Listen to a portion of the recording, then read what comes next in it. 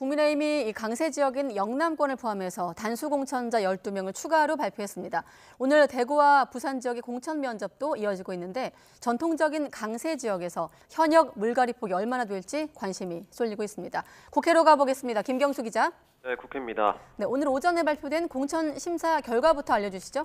네, 국민의힘 공천관리위원회가 어제 면접을 진행한 영남권과 세종, 대전 지역 공천 신청자 가운데 12명을 단수 공천하기로 했습니다.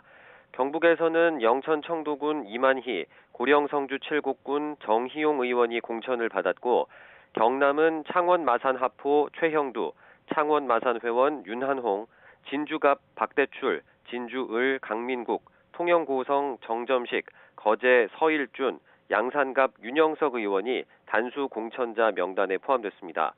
산청 함양 거창 합천에는 신성범 전 의원이 공천돼 오늘 발표된 12명 가운데 유일하게 현역 의원이 아니었습니다.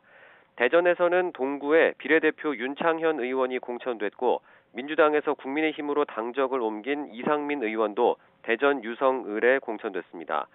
정영환 공관위원장은 오늘 단수 공천된 의원들은 지역관리를 잘해 지표가 명확한 분들이라면서 현역 의원이라고 무조건 물갈이하는 건 아니라고 설명했습니다. 앞서 당의 요청으로 낙동강 인접 지역구, 이른바 낙동강 벨트로 지역구를 옮긴 김태호, 조혜진 의원은 일단 오늘 발표 명단에서는 빠졌습니다. 국민의힘은 오늘 대구와 부산, 울산, 강원 지역 공천 신청자 면접을 이어갑니다. 이 지역 공천 결과는 내일 발표될 예정인데 나머지 경선 지역들도 함께 공개될 것으로 보입니다. 앞서 국민의힘은 자체평가에서 하위 10%에 속한 현역 의원들을 공천 배제하고 하위 10에서 30%에 속한 의원들은 경선에서 감산하기로 정했는데요. 앞으로 발표될 단수 공천과 경선 과정을 통해서 여당 강세 지역에서 현역 의원이 얼마나 교체될지 관심이 쏠리고 있습니다. 네, 그렇군요. 자, 그리고 민주당은 다음 주 초 추가 공천 결과 발표가 예상되고 있는데 현역 의원 평가 하위 20% 대상자 통보도 임박했다고요? 네, 민주당은 이르면 이번 주말부터 현역 평가에서 하위 20%에 해당하는 의원들에게 결과를 개별 통보할 것으로 보입니다.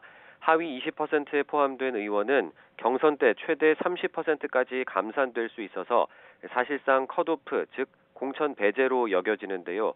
이 명단에 누가 포함되느냐에 따라 당내 계파 갈등이 불붙을 수 있고 대상자들이 제3지대 정당으로 이탈할 가능성도 큽니다.